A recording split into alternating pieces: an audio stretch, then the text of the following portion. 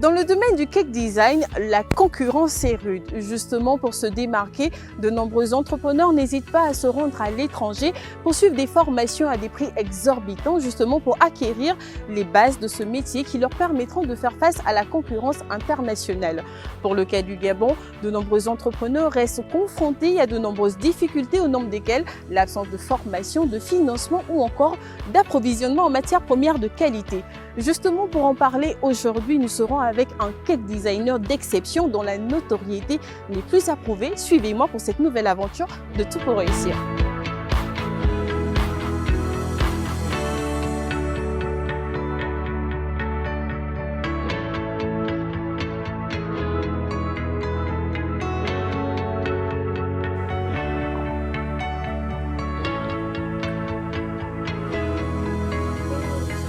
Bonjour Madame Didi. C'est un réel plaisir de vous rencontrer. Merci à partager Madame. Enfin. Ouais. Bye. Alors, d'entrée de jeu, entre pâte à sucre, gâteau et moule, quelle différence fait-on entre le fait d'être pâtissier et d'être cake designer? Être pâtissier, à la base, c'est de commencer à faire les commandes, bon, je dis pas les commandes, les préparations basiques qui sont un peu plus faciles et qui peut t'emmener à s'en sortir facilement sans trop faire beaucoup de tracasseries. Maintenant, quand on va dans le domaine de cake design, il y a un peu plus de difficultés, non seulement dans les matières premières, et non seulement dans la confection du gâteau et la réalisation et le temps que ça prend pour mener à une bonne finition. Donc l'un des parcours est assez simpliste et l'autre, le second, est plus complexe. Mais dites-nous, est-ce que les parcours sont les mêmes pour devenir pâtissier et pour être cake designer? Est-ce que la formation est-elle la même? Je pense que la formation, elle est continue. C'est-à-dire tu commences par être pâtissier à la base et au fil des années, tu acquiers de l'expérience et peut-être quand tu mets beaucoup du tien, tu vas d'un moment à l'autre ou bien d'un temps à l'autre devenir un cake designer. C'est-à-dire on quitte de la base pour aller un peu à un niveau plus élevé. D'accord. Un parcours assez passionnant que nous avons hâte de découvrir en votre compagnie. Donc je vous prie qu'on passe un temps là-bas pour bien expliquer les choses. D'accord, naturellement, je vous suis.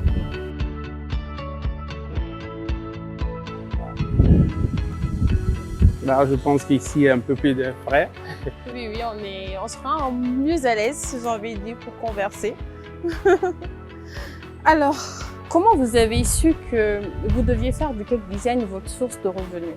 Après mon obtention de bac, j'ai fait une année à l'université et tellement les conditions étaient rudes là-bas, j'ai préféré faire une formation professionnelle et aller dans le même sens que mon père. J'ai commencé une formation hôtelière BTS, hôtellerie-restauration. C'est vrai que l'étude de la pâtisserie, c'était juste des prérequis. Il n'y a pas en tant que tel une étude approfondie dessus. Parce que j'étais basé uniquement dans le salé, c'est-à-dire la cuisine. D'accord. Et moi, j'ai opté pour la pâtisserie. J'ai commencé par m'apprendre les bases, c'est-à-dire faire les génoises, les crèmes de base et autres, etc., etc. Et c'est à la longue que j'ai commencé à un peu aller dans le sens du cake design. Donc, en gros, vous êtes formé en cake design de façon autodidacte. Il n'y a pas une formation professionnelle à ça. C'est vraiment impressionnant, d'autant plus qu'on sait que faire de la pâtisserie et du cake design nécessite naturellement beaucoup de matériel, mais aussi beaucoup de finition. Comment vous avez fait pour acquérir des matières premières pour pouvoir justement parfaire votre travail? Il faut avouer que avoir les matières premières de base et de qualité, c'est un peu compliqué ici. D'accord? Je peux dire 65% des matières premières, je peux les avoir dans les surfaces agréées ici. C'est-à-dire dans les supermarchés, voilà. Et les 35% restants, je les acquiers à l'extérieur. Comment vous avez fait justement? C'est vrai qu'il y a les difficultés, il y a des choses qu'on ne peut pas avoir ici au Gabon. Par exemple, quand vous faites un gâteau cake design, il y a des images qu'on pose sur les gâteaux. Et les papiers alimentaires de ces images-là, on ne les acquiert pas ici. Il n'y a pas ça ici. Donc il faut forcément faire amener ça au pays. Et dans les cake design, quand vous faites confectionner un gâteau qui ressemble un peu à l'ordinaire, qui sort de l'ordinaire, c'est-à-dire vous faites par exemple un sac à main en gâteau. Il y a un produit qu'on met dans la pâte à sucre qui fait durcir la pâte à sucre pour que ça ne ça ne tombe pas. C'est comme en quelque sorte un ciment, le ciment, d'accord? Ça durcit au fur, une base, voilà. Donc ça aussi, il faut faire ramener ça ici. Et pour faire ramener ces choses, moi, je me suis inscrit sur Amazon. J'ai téléchargé l'application Amazon. Et sur Amazon, il y a une variété de produits qu'on propose là-bas. Est-ce qu'il y a-t-il un risque pour les entrepreneurs qui, eux, ne connaissent pas ce process que vous venez d'évoquer et qui se lancent sur les réseaux et qui commandent directement? Quels sont les risques auxquels ces derniers sont confrontés? Les risques sont qu'il faut extrêmement faire attention quand vous commandez en ligne. Si possible, s'approcher des gens qui sont, je disais, s'approcher des devanciers et qui sont expérimentés à la matière pour pouvoir aller dans ce sens. Donc, se lever en même temps, s'inscrire et dire que vous allez commander un produit qu'on vous fasse livrer ici. Il y a beaucoup de risques qu'on vous fasse arnaquer. Tu peux envoyer l'argent et après, le produit ne vient pas et puis tu perds le contact de la personne à qui vous avez fait le transfert. Donc, il faut forcément s'approcher d'un devancier ou bien d'un conseiller qui peut vous diriger dans ce sens pour que le produit soit bien acheminé vers le gamin. Alors, on parle d'exportation et d'importation de matières premières pour exercer dans le domaine du cake design. Qui parle d'achat de matières premières ou d'acquisition de matières premières parle forcément de financement. D'où vous est venu votre financement à vous? Bon, moi, mon financement à moi, ça n'a pas été facile. Bon, déjà, quand je travaillais, je travaillais la nuit, c'est-à-dire je faisais de 0h à 7h du matin. Donc, en journée, moi-même, je lance dans les petites activités pour pouvoir joindre les deux bouts. Le business que j'ai commencé déjà de base à la pâtisserie, c'est ça qui m'aidait à faire les petites tontines, les petites économies. Et au fur et à mesure que le temps passe, j'achète les choses petit à petit et ça s'est agrandi après. Donc, on part sur une économie on va dire une économie à petite échelle. Au fur et à mesure, vous le mettez de côté pour pouvoir agrandir votre patrimoine. Et bien sûr, avec combien avez-vous commencé exactement? Dire que je vais donner une somme exacte, c'est un peu plus compliqué. Mais oui, parce que les produits que j'ai achetés à la base ne sont pas des produits professionnels, d'accord? Ce sont des produits que je peux trouver ici pour, c'est-à-dire faire un envol. Bon, disons, chaque mois, tu peux t'acquérir un produit qui coûte de qualité, qui coûte peut-être 20 000, 25 000.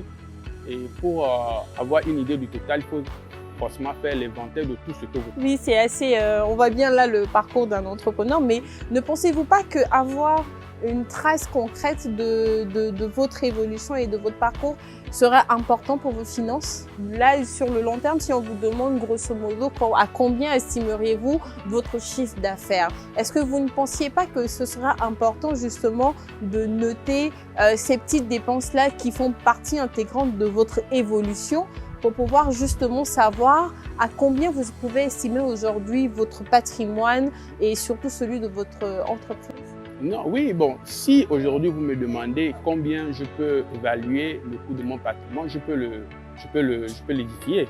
Mais à la base, c'est-à-dire dire que j'ai commencé avec telle somme, c'est que j'ai dit que c'était compliqué. Bon, ok, allons-y, reformulons la question. Pour un entrepreneur qui souhaiterait se lancer dans le domaine du cake design, avec combien pensez-vous qu'il pourrait envisager de se lancer et par la suite parfaire son entreprise?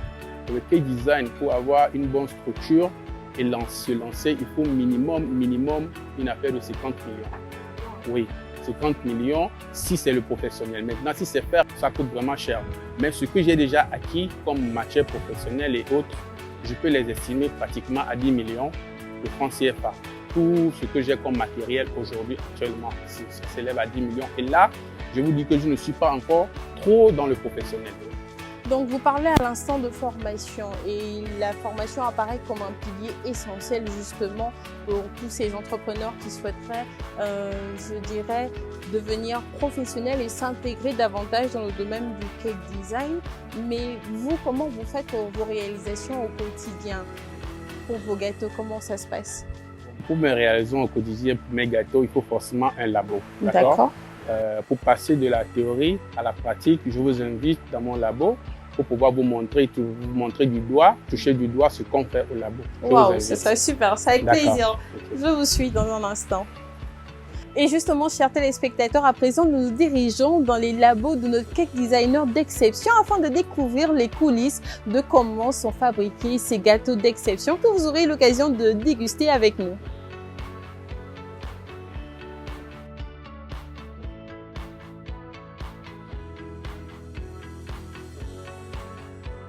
Ok Didi, je suis prêt. Nous sommes à l'atelier pour toucher du doigt ce qu'on fait. Et oui, chers téléspectateurs, nous allons procéder à une démonstration de comment monter un gâteau, mais professionnellement parlant. Et dites-nous, Jean-Jacques, nous allons faire un gâteau à quoi exactement? On va faire un gâteau classique à la crème chantilly, imbibé de sirop et un truc un peu plus simple pour toucher un peu le goût qu'on fait ici en pâtisserie. À présent, Jean-Jacques, nous allons passer à la démonstration, une démonstration assez gourmande. Je vous laisse en compagnie de notre expert qui vous montrera comment dresser ou comment faire le montage d'un magnifique gâteau. Quant à moi, on se retrouve tout à l'heure pour la dégustation.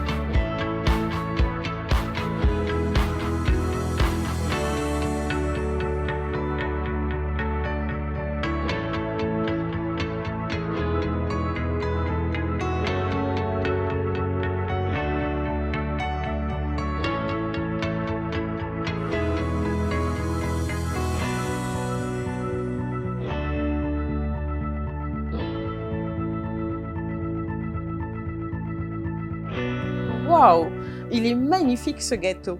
Alors, chers téléspectateurs, il s'agit du tout premier gâteau de cette saison de Tout pour réussir et c'est avec beaucoup de plaisir que nous allons le déguster dans quelques instants.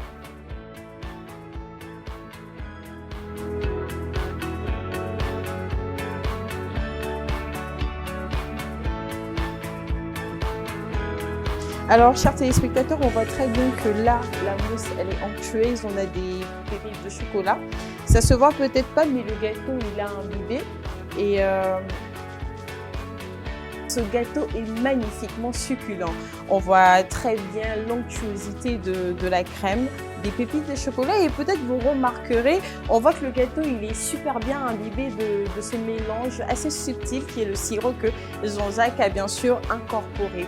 C'est sur cette note gourmande que nous vous souhaitons une excellente suite des programmes en notre compagnie sur Gabon 24 et surtout n'oubliez pas, le meilleur de l'information est en continu sur nos antennes. Excellente suite des programmes. Nous, de notre côté, nous allons continuer la dégustation de ce magnifique gâteau. À vous le goût.